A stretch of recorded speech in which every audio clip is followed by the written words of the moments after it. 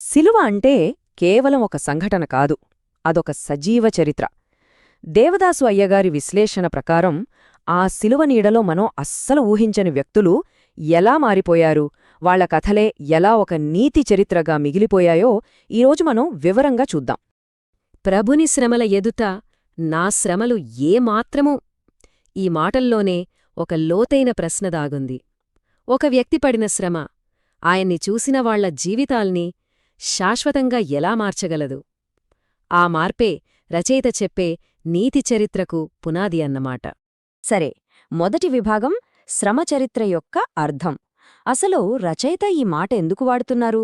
ఆయన దృష్టిలో ఇది కేవలం జరిగిపోయిన సంఘటనల లిస్టు కాదు, ఇది మార్పుల కథ, రూపాంతరాల కథ. మరి ఆ మార్పులకు దారితీసిన ఆ ప్రయాణమేంటో ఇప్పుడు చూద్దాం. చూడండి, పట్టుబడిన దగ్గర్నుంచి సమాధి అయ్యే వరకు ఈ ప్రయాణంలో ప్రతి అడుగు ఒక పెద్ద మలుపు. రచయిత చెప్పేదేంటంటే, ఈ ప్రతి దశలోనూ కొంతమంది ఊహించని వ్యక్తుల జీవితాల్లో ఒక కొత్త నీతి చరిత్ర మొదలైంది. ఇంతకీ ఎవరా వ్యక్తులు, వాళ్ల కథేంటి చూద్దాం రండి.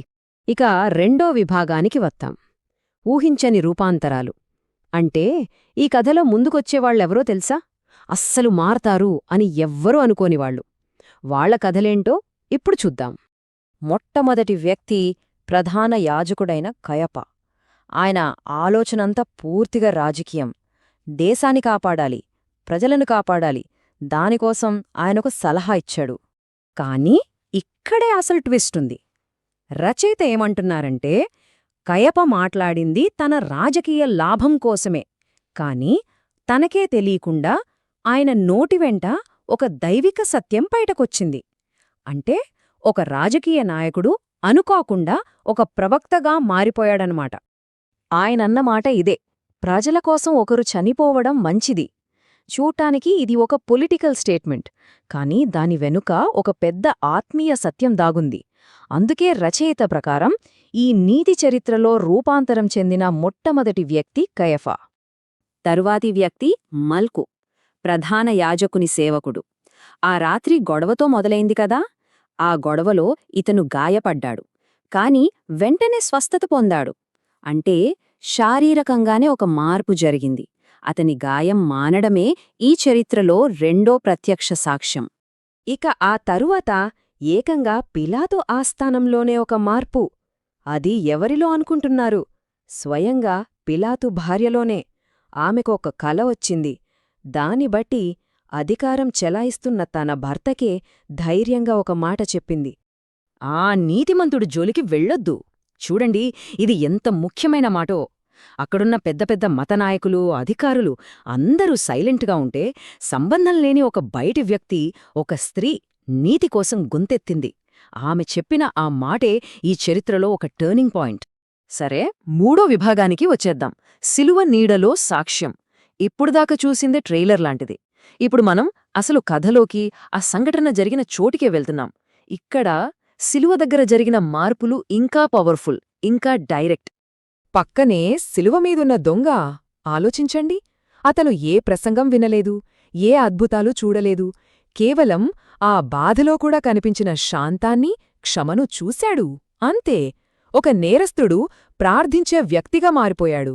ఆ క్షణంలోనే పరదేశు వాగ్దానం కూడా పొందాడు. ఈ నంబర్ 100 ఇది తరువాతి వ్యక్తి యొక్క హోదాను చూపిస్తుంది. ఆయనే శతాధిపతి, అంటే 100 మంది రోమా సైనికులకి లీడర్ అనమాట. ఇక్కడ చాలా ముఖ్యమైన విషయం మనం గమనించాలి. శిక్ష వేస్తున్న రోమన్ ఆఫీసర్ ఒక అన్యుడు. అక్కడ జరిగినవన్నీ చూసి, ప్రకృతిలో వచ్చిన మార్పులు చూసి, ఈ మొత్తం కథలోనే అత్యంత శక్తివంతమైన ఒక మాట అన్నాడు, నిజంగా ఈయన దేవుని కుమారుడే. ఇదే రచయిత చెప్పిన చరిత్ర అనే మాటకు అసలు అర్థం. చూడండి, ఆ శతాబ్దిపతి సాక్ష్యం చెప్పింది బహుశా అక్కడున్న తన 100 మంది సైనికులకు, కాని ఆ మాట శతాబ్దాలుగా కోట్ల మంది విన్నారు. అలా ఆయనలో వచ్చిన మార్పు తరతరాలుగా వ్యాపించింది. ఇక నాలుగో విభాగానికి వద్దాం. రహస్య శిష్యుల ధైర్యం. శిలువ ప్రభావం కేవలం శత్రువుల మీద, బయటవాళ్ల మీద మాత్రమే కాదు, భయంతో రహస్యంగా ఫాలో అయిన వాళ్లను కూడా ధైర్యంగా ముందుకొచ్చేలా చేసింది. ఉదాహరణకి నికోదేము. ఆయన ఒక పెద్ద మతనాయకుడు. అంతకుముందు ఎవ్వరికీ తెలియకుండా రాత్రికి రాత్రి రహస్యంగా కలుసుకోడానికి వచ్చాడు. కాని ఈ సంఘటనల తర్వాత ఆయనలో మార్పొచ్చింది. ధైర్యంగా అందరి ముందు నిలబడే అనుచరుడుగా మారిపోయాడు. అలాగే ఇంకొకరు అరిమతయ్య యోసేపు. ఆయన కూడా ఒక రహస్య శిష్యుడే. కాని ఆయన మారాడు. ధైర్యంగా పిలాతు దగ్గరికి వెళ్ళాడు. శరీరాన్ని అడిగాడు. అంతేకాదు, తనకోసం కొత్తగా కట్టించుకున్న సమాధిని ఇచ్చేశాడు. ఇదొక గొప్ప బహిరంగ విశ్వాస ప్రకటన. సరే, చివరి విభాగానికొచ్చేశాం. శ్రమ నుంచి నేర్చుకోవాల్సిన పాఠం. ఇంతమంది మారారు కదా, కయాపా, మల్కు, పిలాతు భార్య, దొంగ, శతాధిపతి. మరి ఈ మొత్తం నీతి చరిత్ర నుంచి మనం తీసుకోవాల్సిన సందేశమేంటి?